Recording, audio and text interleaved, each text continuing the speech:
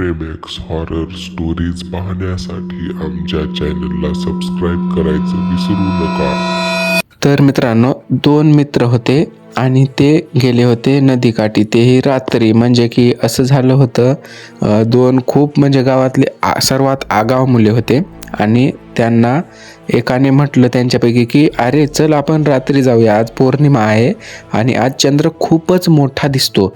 मग दुसऱ्याने देखील म्हणले हो। मग करण आणि अर्जुन दोघे निघाले। त्यांना माहिती होतं आज पूर्ण चंद्र आहे म्हणून, आणि ते नदीजवळ गेले। नदी खूप मोठी होती आणि त्यांनी कपडे काढले आणि मध्ये उडी मारण्यासाठी त्यांनी तयारी केली। मग सर्वात मोठा जे म्हणजे साईडला कट्टा होता, त्या कट्ट्यावरती ते जाऊन थांबले आणि त्यांना तिथून उडी मारायची होती। मग एकाने म्हटलं अरे थांब, आपण आधी मशाल लावूया, कारण की पाण्यामधून वर आल्यावर आपल्याला एकदम भयंकर थंडी वाजणार आहे। मग हो म्हटले। मग त्यांनी लाकडं गोळा केले, पण तिथे जाळच लागना गेलता। त्यांनी काडी वडू वडू बेजार झाले, पण तिथे जाळ काही लागेना। मग अचानकपणे थोडासा जाळ लागला, पण तोही वाऱ्याने विझला। त्या दोघांनी खूप प्रयत्न करून काही पण करून जाळ तिथे लावला। त्यांनी जाळ लावण्यासाठी 1 तास घालवला, पण तिथे जाळ लागला। मग आता म्हटले हो, आता चल आपण पाण्यामध्ये जाऊ।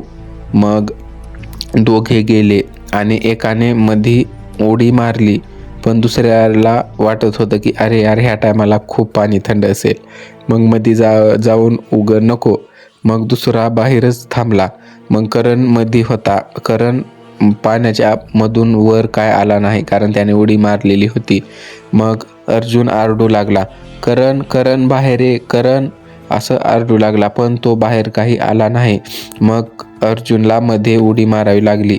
मग तो मध्ये गेल्यानंतर दोघेही एक सोबत मुंडकी वरी काढले, पण आश्चर्यचकित त्या दोघांच्या पायाला कोणीतरी पकडलेलं होतं। असं वाटत होतं जणू की ते एका गाळामध्ये अडकलेले आहेत आणि याला भीती वाटायला लागली। हे दोघेही ओरडत होते, पण त्यांना काही म्हणजे हालता येईना गेलं। मग ज्याने आधी उडी टाकली होती करणने, त्याचा पाय थोडा मोकळा झाला। तो त्याला ओढू लागला, पण तो काही बाहेर आला नाही। मग करण बाहेर जाऊन मी दोरी आणतो, तू इथेच थांब म्हटला। मग करण बाहेर गेला, पण अर्जुन पाण्यामध्ये तिथेच सामावून गेला। करणला दोरी काही सापडली नाही। करण नंतर पाण्यामध्ये सुद्धा हुडकू लागला, तरी सुद्धा त्याला तिथे काहीच सापडलं नाही।